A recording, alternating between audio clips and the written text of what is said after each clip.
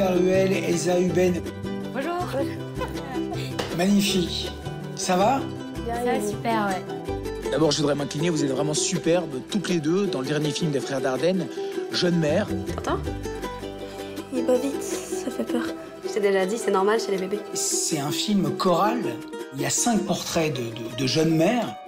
Lucie Laruelle, c'est pratiquement ta première expérience. Raconte-moi comment ça s'est passé. Qu'est-ce qui t'amène en fait jusqu'au film? En fait, c'est ma maman qui a vu l'annonce dans un journal, je pense. Donc elle m'a dit, vas-y, envoie une vidéo. Je lui ai dit, mais moi je crois pas que je vais être prise, parce que vu mon manque d'expérience, je me suis dit, bon, c'est quand même les frères Dardenne. Mais j'ai envoyé une petite vidéo, je me suis présentée, et aussi des photos de moi. Et ils m'ont répondu, ils m'ont dit que je pouvais venir au premier casting, donc au premier tour. Là, j'ai rencontré les frères, on a fait quelques petites scènes, et ça s'est super bien passé. Ils m'ont rappelé une deuxième fois, et la troisième fois, je suis encore revenue. Et là, ils m'ont dit, peu de temps après, en appel, que j'étais prise. Elsa, donc je sais que tu as un peu plus d'expérience, tu tournes depuis longtemps, tu fais beaucoup de choses. Comment ça s'est opéré, en fait, jusqu'à intégrer l'équipe de Jeunes Mères? Moi, je les avais vus sur le casting du jeune Ahmed. Et donc, je suis venue. Moi, ça faisait un peu plus d'1 an que j'avais mis en pause parce que j'étais à l'IAD en réalisation. Et voilà, j'ai passé le casting, ça s'est très bien passé. Il me disait directement, ah oui, t'es un peu plus mature, ce serait peut-être plus le rôle de Julie, qui est plus âgée dans le film. Et j'ai passé un second tour, et de là, la prochaine fois, on m'a appelée et j'étais choisie, quoi. Demain soir, tu fais la cuisine, ok? Tu vas faire quoi? Bah, des pâtes avec des aubergines. D'accord. Pourquoi tu m'as abandonnée? À quoi ça peut te servir de savoir ça? J'en ai besoin. Quand est-ce qu'on verra ta mère? Je sais pas. Toi, Lucie, tu incarnes Perla, et c'est une jeune femme qui a un bébé, mais qui rêve de couple, en fait, qui rêve d'un foyer. Est-ce que c'est quelque chose qui t'a parlé, qui t'a remué? Elle m'a beaucoup touchée, Perla, parce que même si c'est une personne très impulsive, qui dit souvent les choses sans réfléchir, en fait, finalement, elle veut juste une stabilité. Je me suis pas connectée à elle parce que je préférais éloigner le plus possible le personnage de moi, parce que j'avais peur que ça m'affecte dans ma vie réelle, même si ça m'a quand même un peu affectée. Mais je l'ai tout de suite comprise, mais je laissais quand même une certaine distance avec Perla. Oui, parce que vous avez toutes des objectifs en fait très très très physiques et très concrets, et c'est assez flagrant chez toi, Elsa, qui interprète le personnage de Julie, donc qui se bat contre ses addictions, mais qui en même temps essaye de construire quelque chose pour véritablement se sortir en fait d'un état. Est-ce que tu as vite compris comment appréhender cette matière-là? Dès la lecture du scénario, ça se ressentait en fait à l'écriture. Donc c'était assez simple de mettre en œuvre. J'ai été beaucoup guidée par les frères aussi pour le montrer, en fait, cet esprit un peu combatif. Ouais. Est-ce que là, tu es vraiment hors de ta zone de confort, ou est-ce que ça reste quand même assez confortable pour toi? Ils m'ont fait sortir de la zone de confort du fait que moi, j'arrivais avec des aspects un peu techniques. Et ils m'ont fait enlever ces petits détails, ces petites perfections que je mettais à mon jeu pour justement retrouver des imperfections et plus de naturel. Ici, vous avez la chambre d'enfant, avec une vue sur la Meuse. Et pour avoir les bateaux? Notre premier appartement! J'ai décidé que j'allais placer Lily en famille d'accueil. Qu'est-ce que cette connasse de psy t'a encore fourré dans le crâne? Dans ta maison maternelle de merde. Vous avez tourné dans un environnement qui est quand même très particulier, qui est une maison maternelle. J'aimerais savoir ce que ça a éveillé chez vous, la confrontation face à la maison d'accueil. Moi, ça m'a fort touchée, parce que du coup, comme j'avais dit, on a rencontré des jeunes mamans, et avoir une confrontation avec une jeune mère qui avait pratiquement mon âge, ça m'a fait un choc. Elle parlait comme moi, et en fait, je me voyais en elle, et je me suis dit, ah oui, waouh. C'était vraiment une jeune fille forte. Et toi, Elsa? Moi, c'est vrai que contrairement aux filles, j'ai pas beaucoup parlé avec les mères. C'était un peu par choix de pas vouloir vraiment jouer elle, parce que ça reste une fiction et je voulais pas apporter vraiment de leur vie dans mon personnage.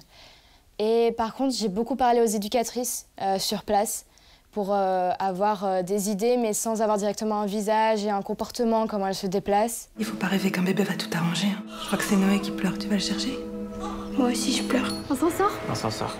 On connaît les frères Dardenne qui font énormément de répétitions en amont.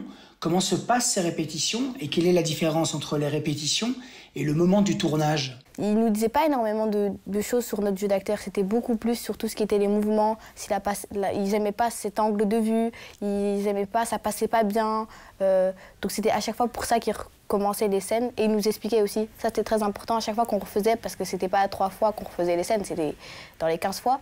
Ils nous expliquaient à chaque fois pourquoi ils avaient arrêté, pourquoi ils recommençaient. Quand je suis arrivée ici, vous m'avez aidé à pas avoir honte d'être une mère célibataire. Je veux pas revenir dans le passé, mais je t'en ai déjà prêté de l'argent. T'es plus ma sœur! Je veux qu'il ait des parents qui l'aiment. Je veux plus connaître la misère, je veux m'en sortir.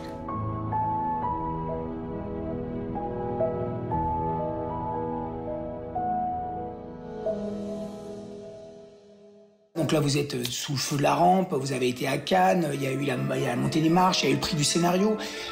Qu'est-ce que vous attendez après ça?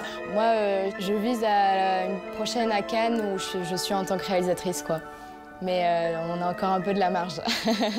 Et toi, Lucie, après une expérience pareille, qu'est-ce que tu envisages? Moi, le métier d'acteur et d'actrice, c'est pas quelque chose que je me vois faire parce que c'est un manque de stabilité. Toujours chercher, faire des castings, etc.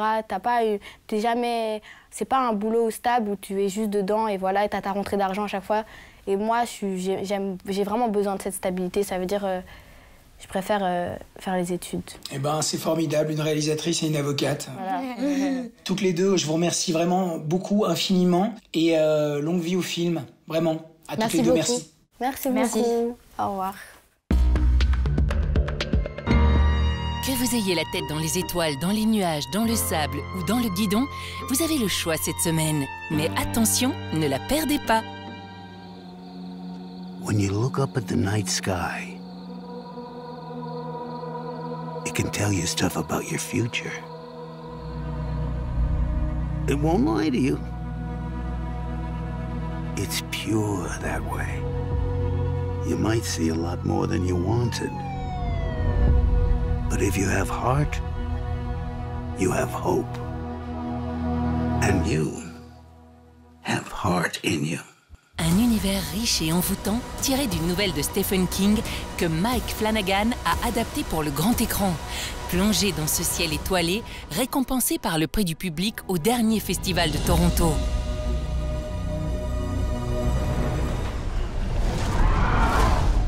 It's okay. I won't hurt you. Pour devenir membre à part entière de sa tribu, le jeune Harold est censé tuer un dragon conformément au fondement même de la société viking. Mais l'amitié qu'il noue avec Croque-Mou pourrait bien ébranler les préjugés du clan et révéler la vraie nature des dragons. Toothless, no! He's a friend! You all need to see this. I'm not one of them.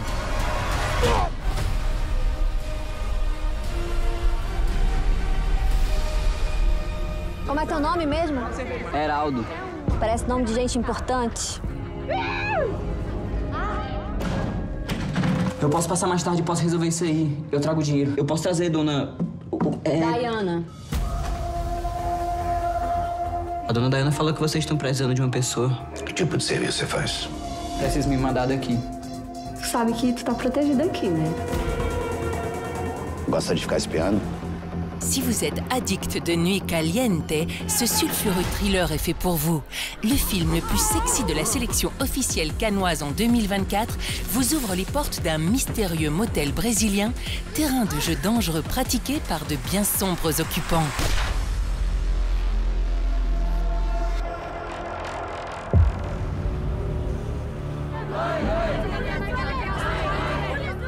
Devika Pipal, उम्र 14-15 साल, माता पिता राम पीपल, रानी पीपल, लालीपुर गांव में मजदूरी करते हैं। शव कल गांव के कुएं में मिला था। कैसे आया यहाँ पे? लाटों ने फेंक दिया। ऐसा क्यों करेंगे वो? Système de caste, patriarcat, diabolisation des musulmans, la réalisatrice Sandy Assuri dénonce la rigidité de la société indienne contemporaine au travers d'un féminicide. Un polar glaçant, encensé par la critique à Cannes l'an dernier dans la compétition Un certain regard.